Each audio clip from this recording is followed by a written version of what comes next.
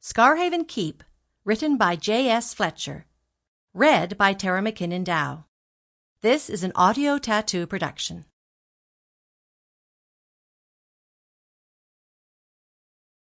Scarhaven Keep by J.S. Fletcher.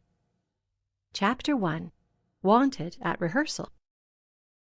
Jeremy, 30 years stage door keeper at the Theatre Royal, Norcaster, had come to regard each successive Monday morning as a time for the renewal of old acquaintance. For at any rate 46 weeks of the 52 theatrical companies came and went at Norcaster with unfailing regularity. The company which presented itself for patronage in the first week of April in one year was almost certain to present itself again in the corresponding week of the next year. Sometimes new faces came with it, but as a rule the same old favourites showed themselves for a good many years in succession. And every actor and actress who came to Norcaster knew Jeremy. He was the first official person encountered on entering upon the business of the week. He it was who handed out the little bundles of letters and papers, who exchanged the first greetings, of whom one could make useful inquiries, who always knew exactly what advice to give about lodgings and landladies. From noon onwards of Mondays, when the newcomers began to arrive at the theatre for the customary 1 o'clock call for rehearsal, Jeremy was invariably employed in hearing that he didn't look a day older and was as blooming as ever and sure to last another 30 years. And his reception always culminated in a hearty handshake and genial greeting from the great man of the company, who, of course, after the fashion of magnates, always turned up at the end of the irregular procession, and was not seldom late for the fixture which he himself had made.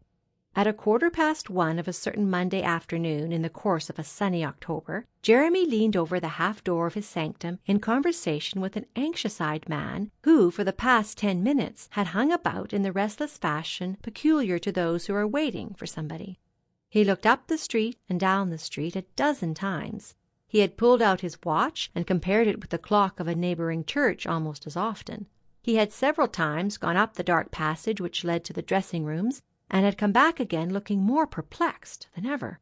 The fact was that he was the business manager of the great Mr. Bassett Oliver, who was opening for the week at Norcaster in his latest success, and who, not quite satisfied with the way in which a particular bit of it was being played, called a special rehearsal for 1:45.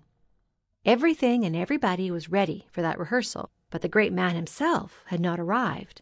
Now, Mr. Bassett Oliver, as every man well knew who ever had dealings with him, was not one of the irregular and unpunctual order. On the contrary, he was a very martinet as regarded rule, precision, and system. Moreover, he always did what he expected each member of his company to do.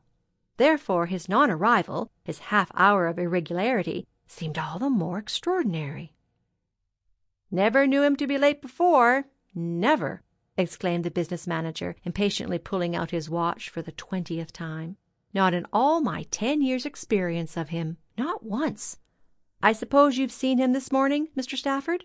inquired Jeremy. "He's in the town, of course." "I suppose he's in the town," answered Mr. Stafford. "I suppose he's at his old quarters, the Angel, but I haven't seen him, neither had Rothwell. We've both been too busy to call there. I expect he came on to the Angel from Northborough yesterday." Jeremy opened the half-door, and going out to the end of the passage, looked up and down the street. "There's a taxicab coming round the corner now," he announced presently. "Coming quick, too. I should think he's in it." The business manager bustled out to the pavement as the cab came to a halt.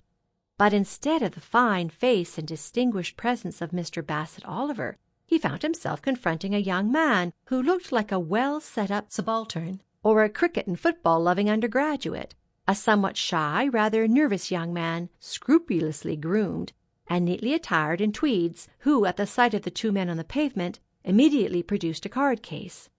"Mr. Bassett Oliver?" he said inquiringly. "Is he here? I've got an appointment with him for 1 o'clock, and I'm sorry I'm late. My train—" "Mr. Oliver is not here yet," broke in Stafford. "He's late, too, unaccountably late for him. An appointment, you say?" He was looking the stranger over as he spoke, taking him for some stage-struck youth who had probably persuaded the good-natured actor to give him an interview. His expression changed, however, as he glanced at the card which the young man handed over, and he started a little and held out his hand with Sample complete. Ready to continue?